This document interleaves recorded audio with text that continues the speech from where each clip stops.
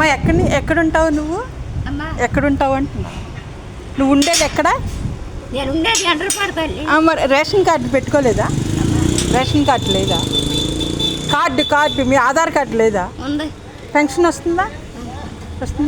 సరే. ఎంత వస్తుందమ్మా? 5,000. అమ్మ 4,000 వస్తుందా? ఎవరెవరు ఉంటారు? నేను ఒక్కదాన్ని, నాకు ఆడపిల్లలు 2 ఉంటారమ్మా. ఆడపిల్ల ఏం చేస్తారు? ఏం చేస్తారు? పనులు చేసుకుంటారు, పొలం పనులకి. మళ్ళీ ఎండలో ఇట్లా తిరగటం ఎందుకు తల్లి? ఊరుకుకి వెళ్తారు. వాళ్ళ పిల్లలను పెంచుకోవటమే కనాకట్టం. ఒక పిల్లకి అత్త మామ ఎవరు లేరు ఊకితే. మరి ఆ పాపకి ఆధార్ కార్డు పెన్షన్ అవి లేవా? వస్తుంది.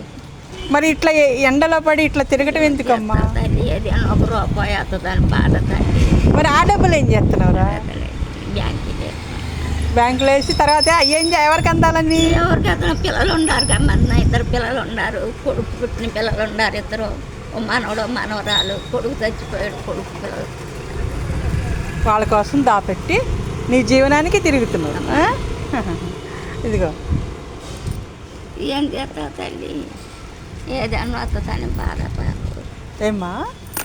ఏదన్నా వస్తుందేమో మనకు అది పోయి ఖర్చులు వస్తాయని బాధ తల్లి. అవునమ్మా. కనపడతలేదు అమ్మగారు. కొంచెం పనుల మీద మీలాంటి వాళ్ళు పెద్దవాళ్ళు ఉన్నాయి. ఇంకా వాళ్ళు కొంచెం మీలాగే అడిగిన వాళ్ళు ఉన్నారు. ఒకళ్ళు నా ఇల్లు నాకు ఇప్పించమ్మా అంటారు, ఒకరు అమ్మ కళ్ళజోడు వేయించమ్మా అని అడుగుతారు. ఇవన్నీ గవర్నమెంట్ ద్వారా మనకు సాయం చేస్తున్నారు. పెన్షన్ వస్తుంది కదా, వాళ్ళకి. ఇప్పుడు గవర్నమెంట్ మీకు ఎందుకు ఇస్తుంది? మీ డబ్బులు ఇట్లాగే నా బిడ్డలు ఖర్చు పెట్టుకోవాలి, ఇట్లా నీ తిండికి అలా ఇస్తుంది కదా. మరి వాళ్ళ చేతికి అందితేనే కదా పెన్షను. మీకు సంతృప్తి. మీరు ఎంత తిన్నా, మీరు ఇంకొకరు దాచుకున్నా కానీ మీకు ఇచ్చిన ఉద్దేశం ఏంటి? గవర్నమెంట్ మీ చేతికి అందాలి. మీ చేతి నుంచి ఇంకొకరికి మీ ఖర్చులు మీ ఇష్టం. సంతోషం కదా. అట్లా పెద్దల కోసం నేను వెళ్తున్నాను అమ్మా. ఇప్పుడు నేను ఇచ్చాను మీకు. నేనేం కోరి ఇచ్చాను మీ నుంచి? నేనేం ఆశించలేదు కదమ్మా. అంతే. ఇప్పుడు కొంచెం పెద్దవాళ్ళకి చేయటం మా ధర్మం కదా. గవర్నమెంట్ మీ నుంచి ఏం ఆశిస్తుంది చెప్పండి? మీకు పెన్షన్ ఇచ్చింది కదా, ఇస్తుంది కదా.